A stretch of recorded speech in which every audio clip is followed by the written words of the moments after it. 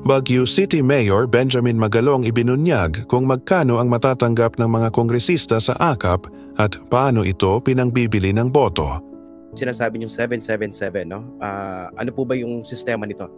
Basta sumama ka sa sortie ni Speaker, everybody gets 21 million.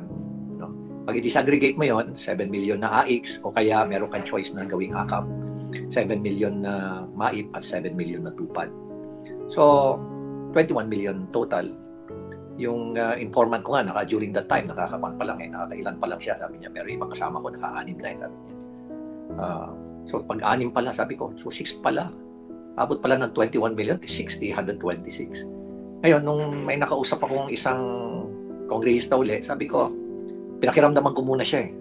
Nung nakita ko siya na merong may idealism, tinanong ko siya, Kong, sabi ko, itong 777 ba ito? Aware ka rito? Sabi niya, oo, aware ako dyan. Sabi niya, nakatanggap ka na rin? Oo naman. Sabi niya, nakatanggap na rin ako.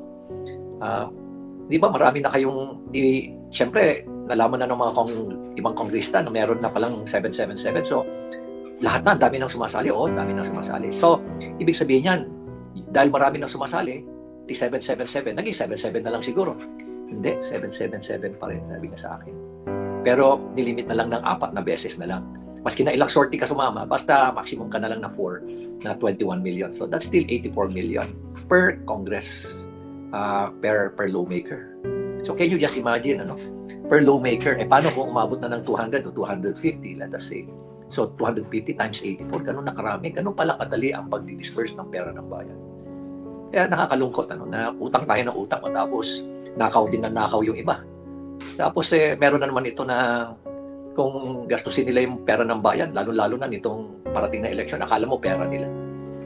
Na kung ipamigay nila, talagang pinapahalata pa nila na parang lumalabas na galing ito sa bulsa ko. Ganon nakakalungkot talaga ang isipin. At bago pa i-release yung pera, magsasalita pa yung mga kandidato sa harapan nila. No, ipunin nila yung mga beneficiary, tapos magsasalita pa sila. Halos lahat sila magsasalita pa. Gagawin sasabihin pa nila, introduce nila sa akin. Lahat mga kandidato. Sa bago nila i-release. Ganon na nangyayari sa ibang mga lugar din.